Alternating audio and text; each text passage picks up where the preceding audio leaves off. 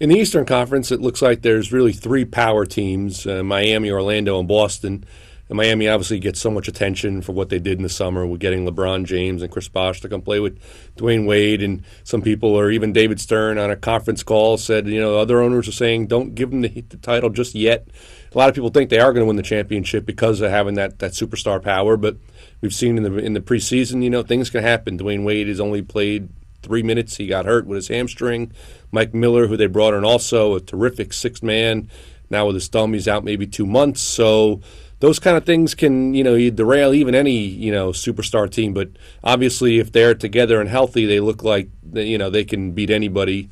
Boston, went to the finals last year, even though they had injuries during the course of the year. They got it together. We know they're old. But Kevin Garnett, is a year outside of the knee surgery. He looks a little more explosive than he was last year.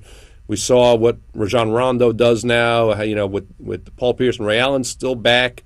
They brought in Shaquille O'Neal. They brought in Jermaine O'Neal and more old guys, but it's probably the way to beat Miami with more size. The only thing Miami doesn't really have is great, size inside. Obviously, Boston now can throw tons of it at you, and, they think they've got one more run in them, even with their age. And we forget Orlando. Orlando has won 59 games the last 2 years, but they were quiet in the summer. They brought back the same team. They didn't have the financial ability to do anything different, so they're going to bring back what we just saw. It's great in the regular season. It got them to the finals 2 years ago, got them to a conference final last year. Maybe it's good enough. Maybe they're just being overlooked by all of us, and that's a mistake. And once you get past those three teams, then we see a middle of the pack. We know Chicago probably got better getting Carlos Boozer. He's going to be hurt beginning of the year. He injured himself before preseason. But when he comes back, that's an inside presence they haven't had. Put him inside with with Derrick Rose at the point guard, and they're going to be a tough team going for home court advantage in the first round, maybe a possible 4 seed.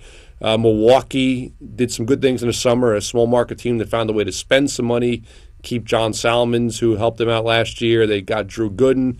They did some good things. They're Andrew Bogut, who obviously was hurt at the end of last year in that horrible fall. He's back healthy now, so they've got some good pieces there. And then once you get past that, then obviously we don't know what can be 7-8. A lot of teams think they have a shot at it. Be it Charlotte, the Knicks think they're better now. They signed Amari Stoudemire. They wanted to do a little bit more. Didn't work out, but they still look better.